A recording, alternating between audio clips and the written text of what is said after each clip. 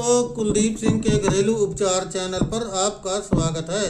खराब फेफड़े, फेफड़े सिकुड़ जाना, सांस फूलना, दमा, खांसी, ऑक्सीजन की कमी से खराब फेफड़े को ठीक करने के बारे में जानने के लिए चैनल को लाइक शेयर करें। मुलेठी 50 ग्राम, खसखस 50 ग्राम, अश्वगंधा 100 ग्राम, बेड़ा 100 ग्राम, आंवला 100 ग्राम, सौंफ 100 ग्राम।